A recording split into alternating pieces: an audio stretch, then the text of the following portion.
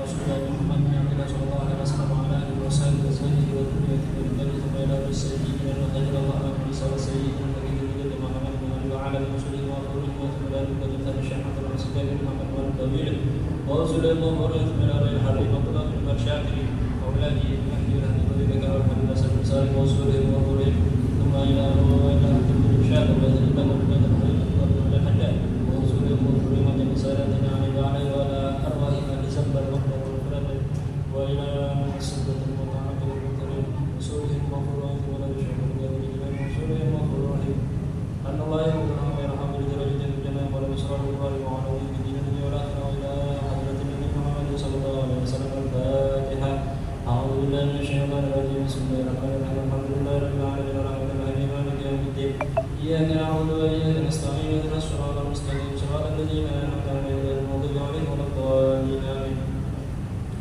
بسم الله الرحمن الرحيم أعوذ تعالى وتعلم وتذكر والتذكير والنفع والاتباع والعبادة والاستغفار والحمد لله رسوله بالله لله وسنة رسوله والدعاء للدعوة من الخير اتباع دعوة والرضا والكل وثوابه بسم الله الرحمن الرحيم الحمد لله رب العالمين والصلاة والسلام على أشرف الأنبياء والمرسلين سيدنا محمد وعلى آله وصحبه أجمعين قال الإمام قطب المثال قطب الغوث قطب الإرشاد وغزل الباطل والبلاد الحبيب عبد الله بن الحداد رحمه الله تعالى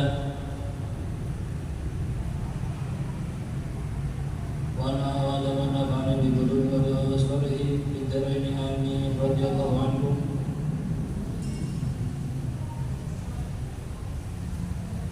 Melanjutkan tentang isi dalam hati yang berkaitan tentang hatinya seseorang. Hati adalah pemilih, pengendali daripada anggota semua badan. Jika hatinya baik, maka anggota badan semuanya akan digunakan kepada kebaikan.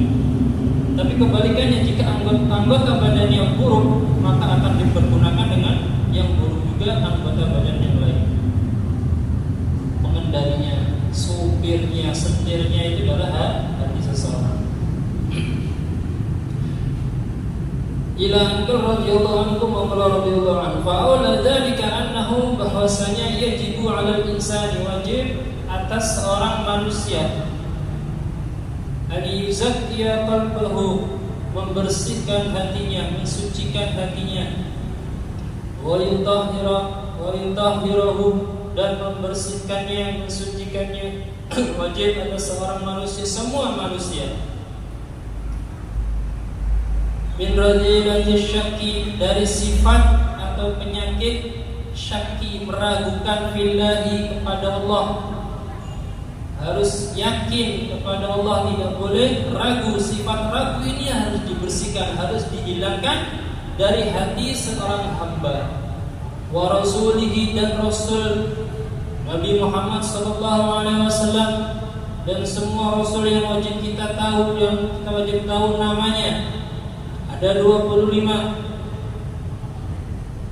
jumlahnya Nabi itu dalam kitab, kebanyakan kitab, salah satunya kitab Syekh Nawawi Syekh Nawawi Al-Bantani atau kitab Syarah Safinatun Najah.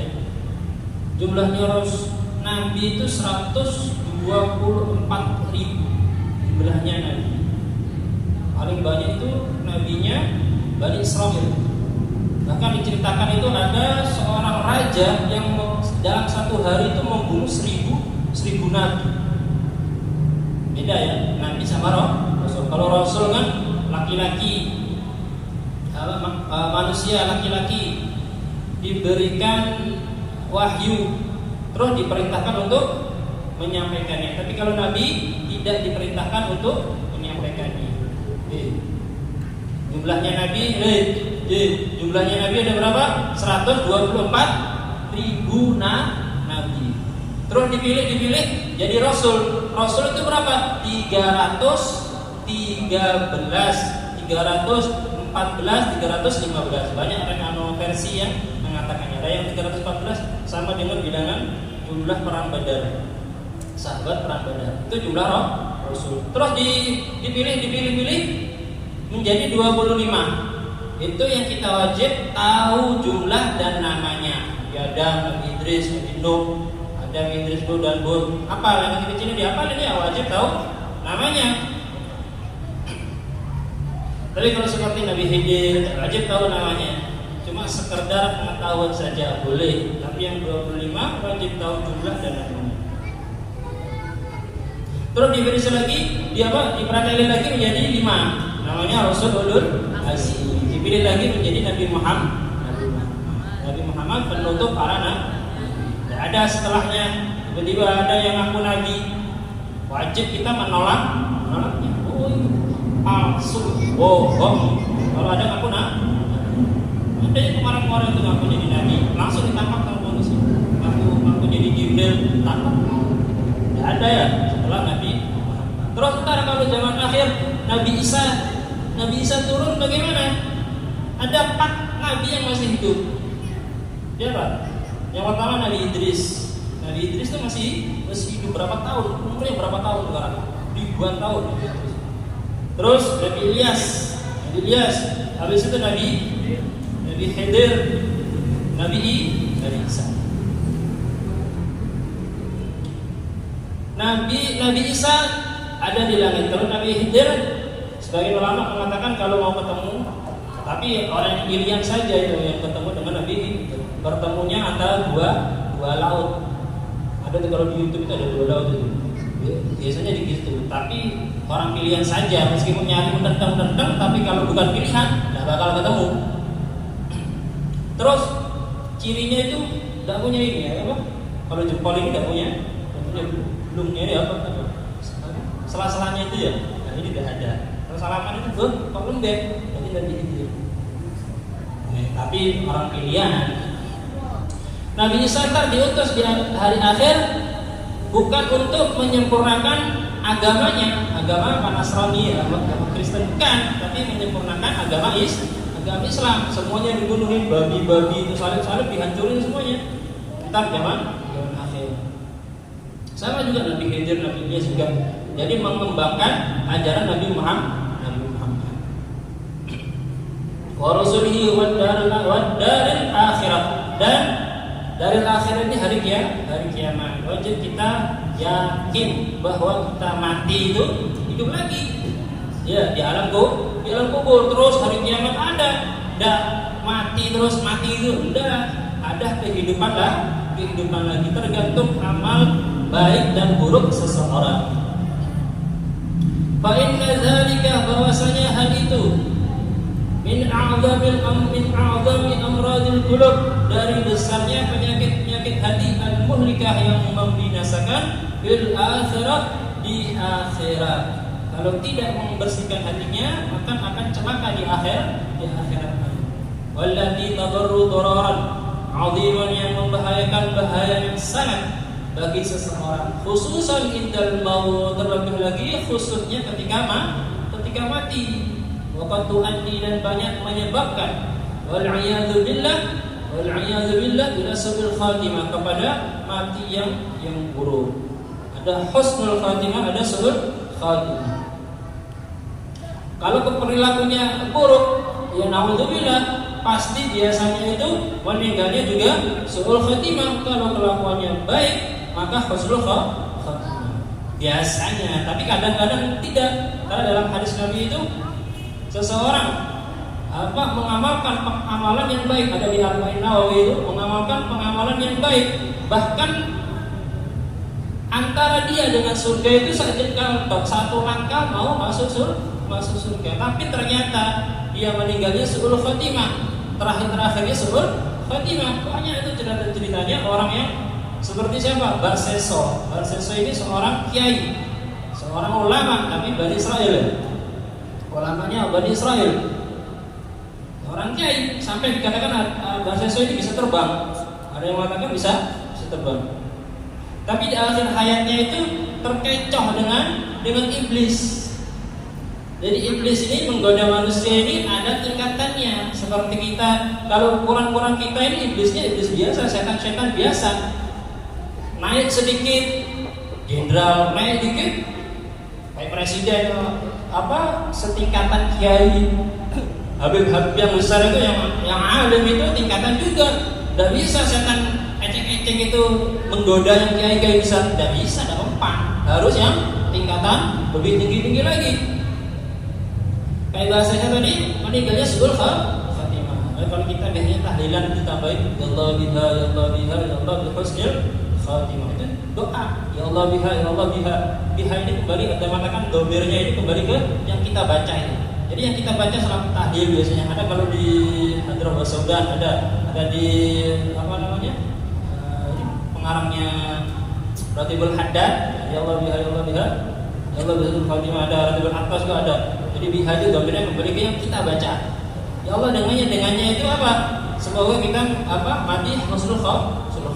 Ya Allah biha, ya Allah doa itu tahlil. Ya Allah biha, ya Allah biha, ya Allah bihusnil khatimah. Wahada syak, dan keraguan ini qad yubtala, sering menimpa sebagian daripada manusia. Fala yajuzu, maka tidak boleh liman wajada syai'an, bagi orang yang mempunyai sesuatu min dzalika, dari hal tersebut, an yahmirahu, menyembunyikannya fi nafsi, pada dirinya, wa yadwihi, dan mendendam atau menenggelamkannya fi qalbi, pada hatinya, digenengno, mempunyai keraguan kepada Allah, didiamkan. Tidak boleh ragu sama Allah, ragu sama Rasul, ragu pada rukun iman. Ada malaikat, kitab-kitabnya, kitab-kitab Allah ada 4. Ragu pada yang semua diturunkan kepada Nabi Muhammad. Tidak boleh. Fayulqa, kalau dia ragu dengan hal tersebut, maka akan menghadap kepada Allah syakan, dalam keraguan. Bal yajibu, bahkan wajib baginya, alaihi an yajtahida, berusaha bi izalati dzalik, untuk menghilangkan keraguan tersebut. Wajib menghilangkan keraguan. Wa yas'a, dan berusaha min nafi, untuk menghilangkannya, anhu, darinya, bi kulli ma yumkinu, dengan segala cara yang dia bisa. Wajib menghilangkannya. Tata caranya bagaimana? Paling enak ini terusannya ini. Wa anfaul asya, dan yang paling bermanfaat perkara-perkara, bi izalati, untuk menghilangkan keraguan tersebut atau penyakit hati. Su'alul ulama billah, bertanya kepada orang alim, harus bertanya. Kalau tidak mau ikut ngaji, kalau tidak ngaji dari kecil, wajib bertanya kepada orang alim, wajib hukumnya. Tidak boleh isin, tidak boleh. Kalau umpamanya pas pengajian ramai orang nanya isin, ya berdua datang ke rumahnya. Paling enak itu ngaji mingguan, bulanan, itu wajib. Perkara urusan ibadah wajib itu. Yang kita tidak tahu tata cara sholatnya, wudu. Tapi kalau perkara-perkara kesusahan ini kan fadail amal, meningkatkan derajat kita kepada Allah. Wajib bertanya kepada ulama.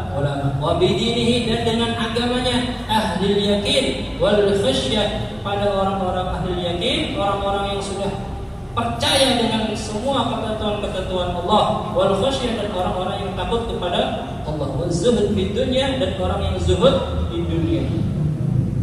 Fa in lam yusadih, maka jika tidak menemukan ahadan minhum, salah seorang dari mereka, fal yanzur, maka lihat fi kutubihim, dalam kitab-kitab mereka, allati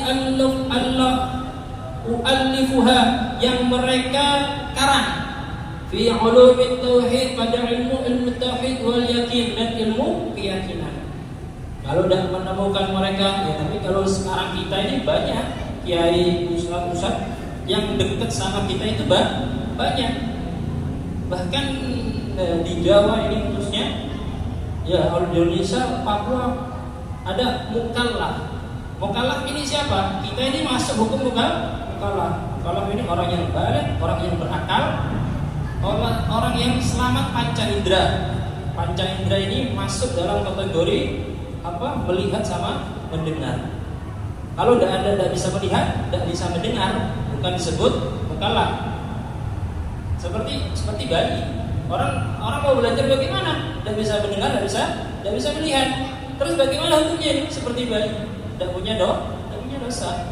Mau belajar tidak bisa melihat, mau belajar tidak bisa mendengar. Tapi kalau salah satunya ada, tidak bisa melihat, tapi bisa mendengar, wajib belajar. Tidak bisa mendengar, tapi bisa melihat, wajib belajar.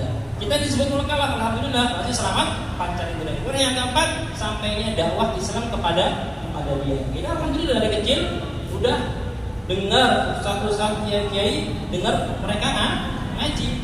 Wajib kita melaksanakan sholat, puasa wajib. Tapi kalau umpamanya orang berakal, sudah balik, terus panca inderanya selamat, tapi dakwah tidak sampai sama dia. Di Papua mungkin ya, di Papua tidak sampai, umpamanya tidak sampai, atau di negara terpencil tidak sampai kepada dia. Dia masuk Islam, terus sholat sekedarnya, puasa sekedarnya, padahal itu batal, tidak apa-apa. Kenapa? Dia punya hujah, punya dalil. Kalau ntar ditanya sama malaikat, loh, saya ini mengamalkan ibadah ini karena tidak ada ulama yang mengajari saya. Punya dalilnya, punya hujahnya. Tapi kalau kita tidak bisa, oh saya tidak ada yang ngajarin, ditanya balik sama malaikat, loh, dekatmu loh, kamu tetangga sama kiai, tetangga sama ustaz, ya, mau ngeles bagaimana? Tidak bisa.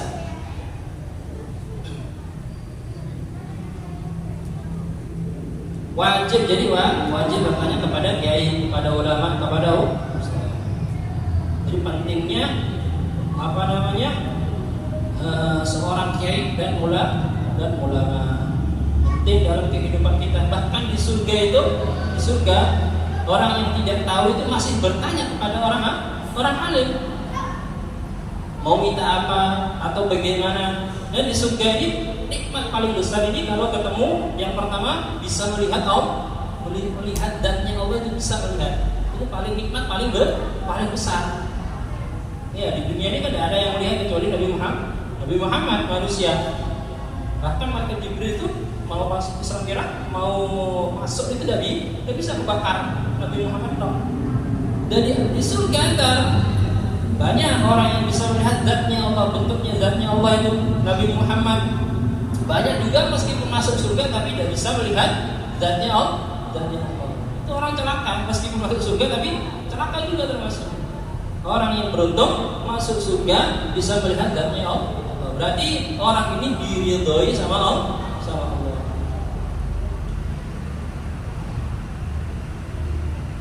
Boleh ya para ulama, ada kiai umpamanya digibahin, ya boleh, karena kiai ulama itu baik yang alim itu seperti racun. Kata Allah ini, barang siapa yang menentang waliku, memusuhi waliku, maka aku akan mengajak dia, menggenderangkan kepada dia untuk perang. Perang oleh Gusti Allah bagi orang yang memusuhi ulamanya, ulama-ulama yang baik, wali-wali Allah. Terus kata Habib Abdullah Al-Haddad, walastu a'inni bisyad, dan aku dan bukan bermaksud dengan keraguan ini, ma yajiduhu, apa-apa yang dialami al-insanu manusia minal khawatiri, dari perasaan-perasaan wal wasawasi dan was-was, fi umurin iman, dari perkara-perkara keimanan, bima ya'lamu, yang ia ketahui, butlanahu, akan kebatilannya. Wa yajidu qalbu, dan menemukan hatinya, musammiman, keras, bersikeras, ala khilafihi, untuk menentangnya. Keras hatinya dan bisa menerima. Wa nafsahu karihatan, dan hatinya dan jiwanya benci lahu kepadanya, wa nafiratan, dan melawannya atau menolaknya kepada hal tersebut. Wa inna dzalika, bahwa hal itu, wal waswasu, yaitu perkara yang waswas, ragu, wa yakfil insan, cukup bagi seorang manusia fiha, pada hal tersebut, an yakraha, untuk membencinya, wa yu'arridu anha, dan berpaling dari waswas, wa yasta'idzu billahi minha, dan memohon perlindungan kepada Allah dari waswas. Kalau mau sholat waswas ya baca surat Qul a'udzu birabbin nas, a'udzu billahi minasyaitonir rajim. Terus kalau kita diajarkan itu, kalau mau sholat baca syahadat, asyhadu an la ilaha illallah, asyhadu anna muhammadar rasulullah, astagfirullah. Takut, ya tidak apa-apa meskipun sudah dibaca, tapi takut ada pekerjaan kita atau ucapan-ucapan kita yang bisa mengeluarkan keimanan kita tanpa kita sadari. Astagfirullah, itu dosa besar. Karena dosa besar harus taubat dulu. Takut tidak diterima sholatnya. Jadi kalau imam biasanya dikencengkan, tapi kalau makmum ya pelan-pelan saja. Wa min a'zami amradil qulub, dan paling besar penyakit hati. Wa sifatiha, dan sifat-sifatnya al-muhlikah, yang membinasakan. Dari termasuk penyakit hati itu apa? Al-kibr. Kibr itu sombong. Wa huwa min sifati syayatin. Kibr ini sombong termasuk daripada sifat syaitan. Kama qala ta'ala fi iblis, bagaimana firman Allah Ta'ala kepada iblis, al-la'in, yang terlaknat, aba, ia enggan, wastakbara, dan bersikap sombong, wa kana minal kafir, dan termasuk orang-orang yang kafir. Wal mutakabbir baghidun, dan orang yang sombong itu sangat dibenci oleh Allah. Ilallahi Ta'ala, kama qala Ta'ala, seperti firman Allah Ta'ala, innahu, bahwasanya sombong, innahu, bahwasanya Allah Ta'ala la yuhibbul mustakbirin, tidak mencintai, tidak menyukai orang-orang yang bersikap sombong. Innallaha la yuhibbul, bahwasanya Allah tidak menyukai kulla mukhtalin, setiap mukhtalin fakhur, sombong lagi yang membanggakan. Wal khuyala wal fakhru, dan sifat sombong wal fakhru sama. Al khuyala wal fakhru sombong. Min awsafil mutakabbirin, dari sifat-sifatnya orang yang mutakabbir, orang-orang yang penyombong. Wal mutakabbiru muta'arridun, sifat yang sombong berpaling, angkuh. La an yatba'allahu, Allah berhak menguncinya, ala qalbihi, kepada hatinya. Orang yang mempunyai sifat sombong itu berhak sama Allah dikunci hatinya. Kalau sudah hatinya dikunci, susah menerima nasihat, tidak mau menerima kebenaran. Kama qala Ta'ala, seperti firman Allah Ta'ala, kadzalika yatba'ullahu, demikian hal itu yatba'ullah, Allah menutup hatinya, ala kulli qalbin, atas setiap hati, mutakabbirin, yang sombong, jabbarin, dan berlaku sewenang-wenang. Wal mutakabbiru, dan sifat sombong, masrufun, dipalingkan an ayatillah, dari tanda-tanda Allah Ta'ala. Kama qala Ta'ala, seperti firman Allah Ta'ala, sa'asrifu an ayati, aku akan memalingkan an ayatiya, dari tanda-tandaku, alladzina yatakabbarun, bagi orang-orang yang bersikap sombong, fil ardi, di dunia, juga dari haqqi, dengan tanpa alasan. Akan dipalingkan oleh Allah tanpa alasan. Wa qala Rasulullah sallallahu alaihi wasallam, Nabi Muhammad sallallahu alaihi wasallam bersabda, yaqulullahu ta'ala, Allah berfirman, al-kibriya'u, kesombongan, ridai, termasuk pakaianku. Sombong jadi yang pantas sombong itu Gusti Allah, pantas. Tapi kalau seorang hamba tidak boleh bersikap sombong. Kalau dia ingat, dia mau sombong, ingat, aku dulu ini tercipta dari apa? Segumpal setetes air mani yang menjijikkan. Tidak pantas sombong. Kalau ingat seperti itu, tidak mungkin dia sombong. Habis itu jadi darah, jadi daging, baru jadi manusia. Keluarnya dari mana?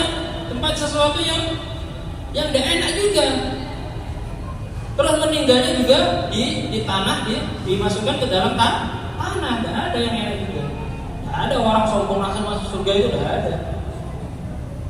Yang pantas sombong itu hanya Allah Ta'ala. Wal 'azamatu, dan kebesaran izari, yaitu kainku, keagungan itu kainku, kata Allah. Faman naza'ani, barang siapa yang menandingiku, yang melawan wahidan minhuma, daripada salah satu kesombongan dan keagungan, alqaituhu, maka aku akan melemparkannya finari, kepada neraka. Qala alaihi salatu wassalam, Yuhsyarul mutakabbirun, orang-orang sombong ini dikumpulkan yaumal qiyamah, pada hari kiamat, amthal dzurri, seperti dzurri serangga, fi suwar rijali, pada gambaran seorang laki-laki.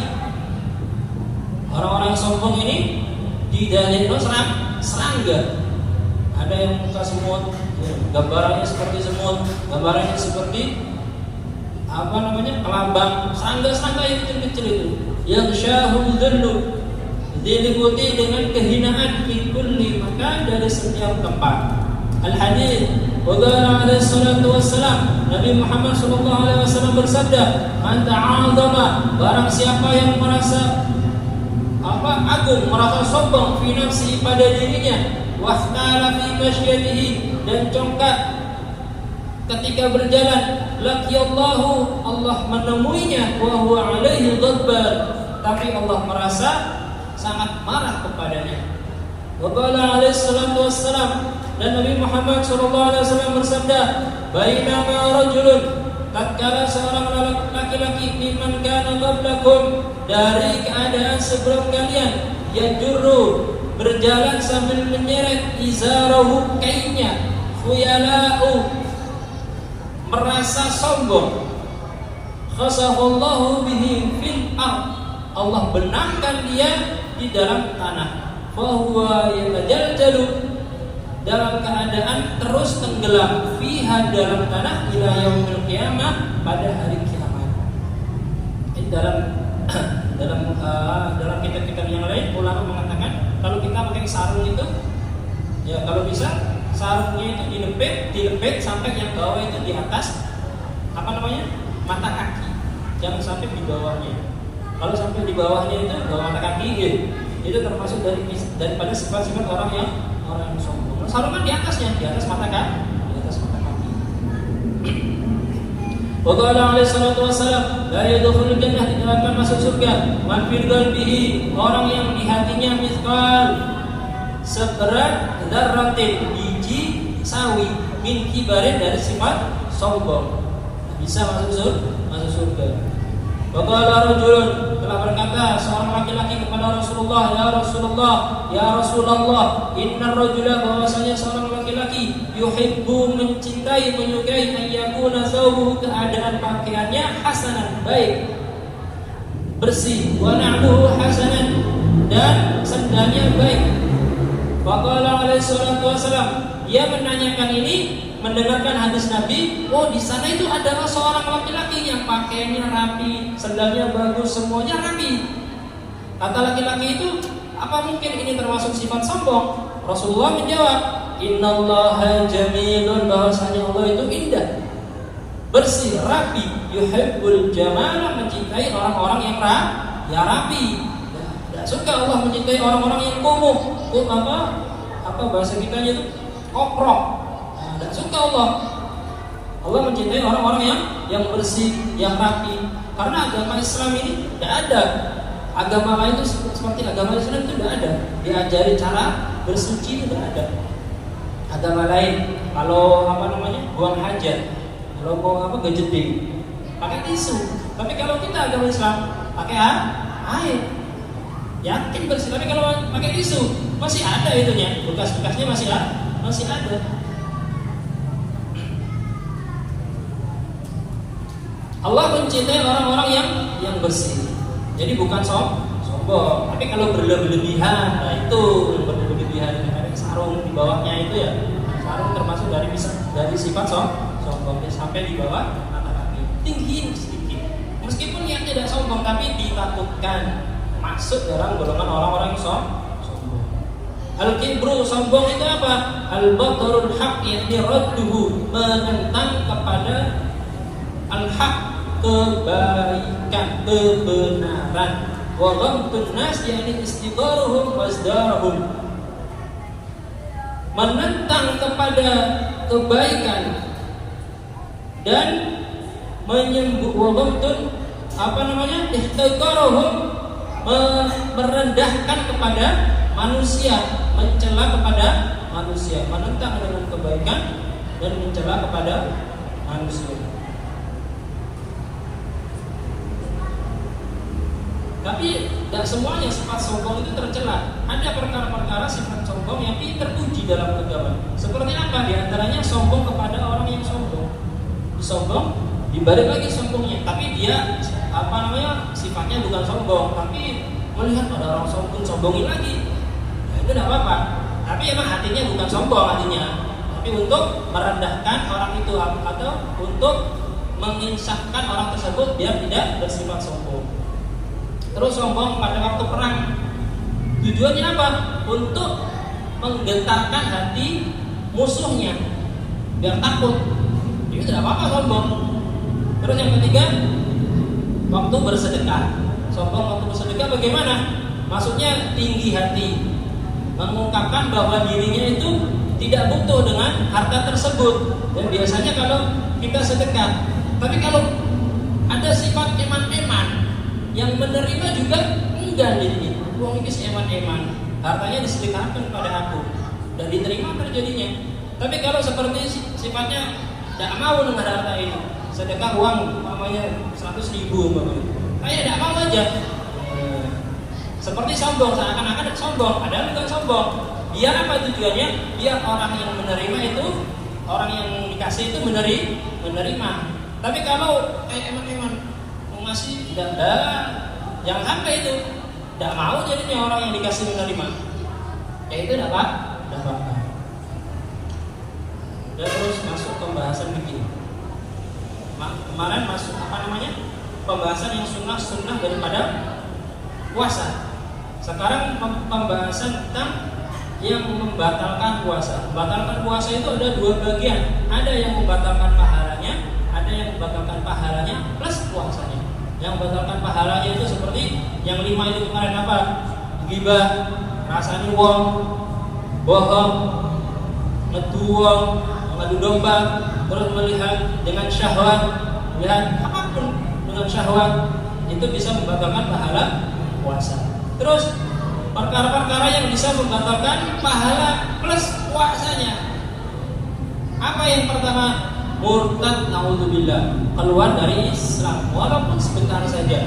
Itu bisa membatalkan puasa plus membatalkan pahala puasa. Terus bagaimana? Wajib kalau dia mau masuk Islam wajib mengqadha di luar bulan Ramadan. Terus yang kedua, hal-hal yang membatalkan puasa. Orang bagi perempuan ini perempuan nifas, terus perempuan yang melahirkan itu membatalkan puasa. Terus yang ketiga, gila walaupun sebentar, jam 7 gila umpamanya, alhamdulillah penyakit ini langsung batal puasanya. Terus mengqadhanya bagaimana? Wajib mengqadhanya, tetap wajib mengqadhanya di luar bulan puasa.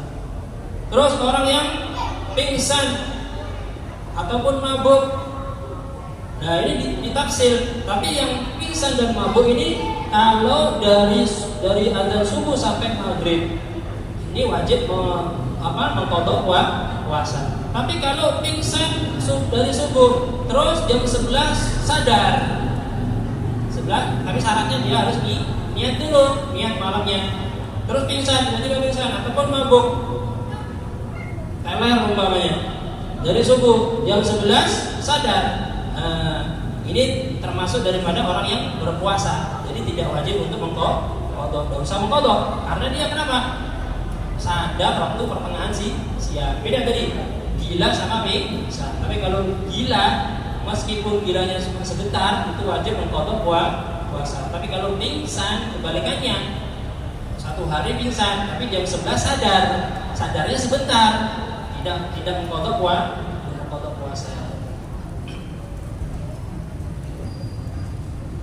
Terus setelahnya al-jima, berhubungan suami istri di siang hari bulan Ramadan, tak kuat umpamanya, sengaja tahu dia bahwa bersetubuhan di siang hari bulan Ramadan itu membatalkan puasa, tidak dipaksa, sukarela, maka batal puasanya. Plus ada hal-hal yang wajib baginya kalau berhubungan suami istri di siang hari bulan Ramadan. Kalau tidak kuat jadi malam hari. Masa setengah hari, satu hari siang tidak kuat, malamnya tidak apa-apa. Tapi kalau siang ngotot siang umpamanya, maka wajib dia yang pertama berdosa. Ada 5 ini. Yang pertama berdosa. Terus yang kedua wajib dia umpamanya dia berhubungan badannya jam 7 pagi. Selesainya jam 8. Dari jam 8 sampai maghrib wajib dia tidak boleh makan. Dilarang dia makan, minum tidak boleh. Terus yang ketiga takzir, dihukum sama hakim. Habis itu yang keempat wajib mengqadha puasanya tersebut. Yang kelima yang paling besar, wajib kafaratil uzma, kafarat yang besar. Ini wajibnya ini, yang bahaya ini. Kalau seorang suami istri apalagi berzina, naudzubillah, sama lebih besar, zina itu ditambah lagi. Tapi kalau ada suami istri yang berhubungan badan di siang hari bulan Ramadan, dosanya paling besar ini apa? Wajib kafarat. Kafarat ini apa? Yang pertama memerdekakan budak muslimah. Sekarang tidak ada budak. Bagaimana? Yang kedua apa? Puasa 2 bulan berturut-turut. 2 bulan berturut-turut. 1 bulan aja tidak kuat, apalagi 2 bulan. Tidak boleh diseling-seling. Wajib 2 bulan berturut-turut. Umpamanya bulan Syawal. Bulan Syawal berarti sama Dzulqa'dah. Tidak boleh di pertengahan bulan tidak puasa. Kalau tidak puasa di pertengahan bulan, wajib mengulang dari awal. Nambah lagi berapa bulan, berapa hari. Nah itu siksaannya. Terus kalau tidak kampung umpamanya, yang ketiga apa? Ngasih makan orang miskin 60 orang. Tapi berurutan. Yang pertama memerdekakan budak, yang kedua puasa 2 bulan berturut-turut. Memerdekakan budak tidak kampung. Lalu yang kedua, tidak boleh langsung ketiga ngasih makan orang miskin 60. Ya enak orang kaya berarti. Selalu berhubungan di bulan di siang hari bulan Ramadan. Hukumannya apa? Ngasih makan 60. Bisa, harus yang kedua dulu. Oke, sampai nggih. Wallahu a'lam bissawab. Rabbana anfa'na bima 'allamtana, rabbi 'allimna alladhi yanfa'una, rabbi faghina wa baghi lana wa barakati lana fi dinina wa 'ala al-kutub sawadaka, rabbi wafiqna wa qulubna bima tardhi wa la wafiqna karama warzuqna kulla halalan daima wa khilaki 'ala ma nahdu bil khair wa kulla syar. Rabbana aslih lana kulla syu'ur wa qina ridha bika al-'uyun nabdina rabbana kulla duyun qabla an ta'tiyana rasuluna mughfir wa sallallahu akraman sadar wa salatu baita mustafa wa al haqqi 'ala wal wafa bi kitabi fihi nasi shifa 'ala al-kiram syurah wa 'ala sallallahu wa sallam Allahumma ajina bi hidayah wa ja'alna min sabil ridha wa la tu'alina wa la siyah wa la taj'alna min khalafa amraka al-'asha wa hasbuka wa ni'mal wakeel la hawla wa la quwwata illa billah al-'aliyyil azim. Wassalamualaikum warahmatullahi wabarakatuh.